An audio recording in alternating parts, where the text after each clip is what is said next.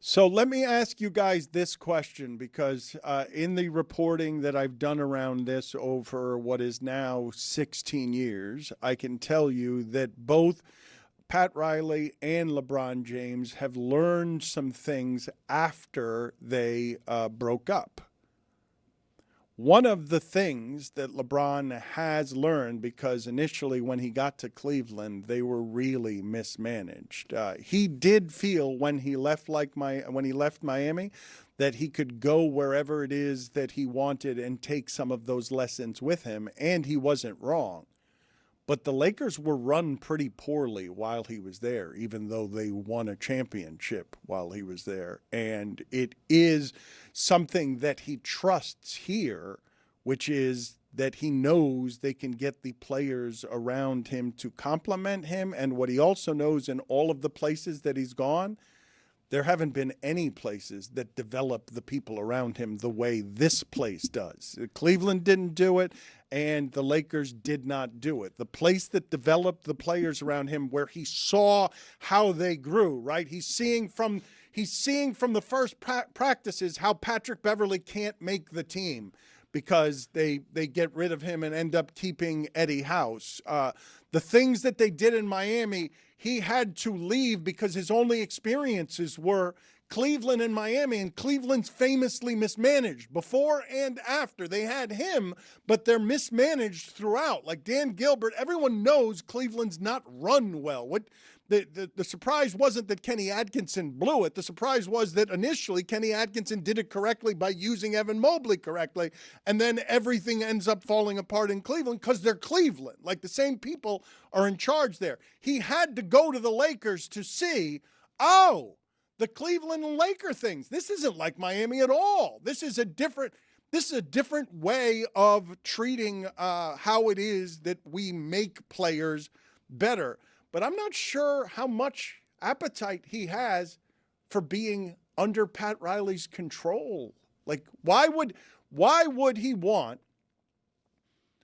to be more controlled now as he's older than he would be in Cleveland? Because in Cleveland, he does get his run of the place, and he gets to go there and knock Donovan Mitchell and James Harden and Evan Mobley to the side. He's not actually coming to play second fiddle in Cleveland. Here he is coming to play second fiddle. So you don't think that if he were to choose Miami, that there would be an understanding of, hey, we're not giving you the run of the place, that, we haven't changed that much since you left 12 years ago. It's one of the main reasons that you left, because we weren't going to allow that. But we are willing to meet you a little bit closer to the middle because we've learned a thing or two.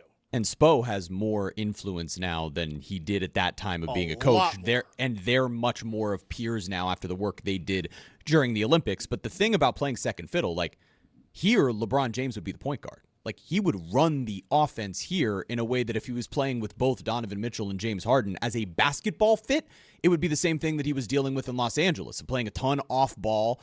And at the end of games, those guys are going to be the guy with the ball in their hands. The Heat, we specifically said, need a wing playmaker who can get his own shot that's not Giannis or Bam. That's LeBron James. Is it safe to say that Miami would ease up this second go around? The power dynamic is totally different. Part of the selling point to LeBron was, you don't know how to win, we're going to teach you how.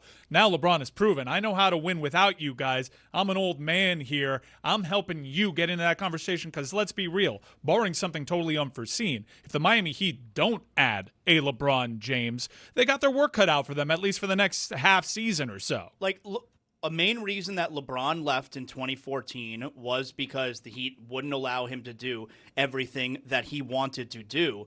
And then, years later, the Heat allowed Jimmy Butler all of that. And they're not going to allow LeBron? A couple of things on that front, because the point that Jeremy is making when he was talking second fiddle, he was doing that on the court. I was not. He comes here, he's behind Giannis. Like, it's Giannis's team. He's LeBron. But he's already done this for Dwayne Wade in Miami. That's not the part I'm talking about. The part I'm talking about is you guys thinking and him thinking, it'll be different this time. Pat Riley's changed. No, he hasn't. No, he has not. And that rules us out. So what ends up Pat happening? better learn growing emotionally. What happens here is like the girlfriend coming back to the boyfriend who says he's changed in order to get her back. And then you're under contract and then you're unhappy because the rules are a little tighter than they've been in Los Angeles and in Cleveland. You guys, I've told you all the stories about he's not allowed to just take the plane to Las Vegas with the team here. In a way, he was allowed in other places to just say, we're going somewhere else, I'm the star. There are things here that he would have to sacrifice that he does not have to sacrifice in Cleveland. But the fact that they kind of bent for Jimmy Butler the way they didn't for LeBron, that implies that Riley has changed maybe on that front a little. You guys say they kind of bent for Jimmy Butler, but they did what they did there reluctantly. Like whatever was done there was not done with their arms around Jimmy Butler. Hey, come on, let's do this together. And they got burnt. It was, yes, that's correct. They made some concessions for Jimmy Butler reluctantly, and at the end it didn't buy them much of anything. You guys do understand, correct? The last 10 years, LeBron has been making the rules, and that probably changed a little bit with Doncic, but that's about the only time in the last 10 years. Like, he went and got what he wanted in terms of freedom and championships by leaving in 2014. And so I don't know what his appetite is. If Miami's interested, Miami would like this to happen. If it does not happen, it will not be happening because of what I'm telling you, that LeBron doesn't want to sign up for something that is a less good story and comes with a whole lot more rules than that he'd have anywhere else that he played. There's a lot of plugged-in people that I'm talking to in the industry, far more plugged in than I am, that say this is a foregone conclusion that he's going to Cleveland and he's just stretching this out because it's fun to be talked about this way.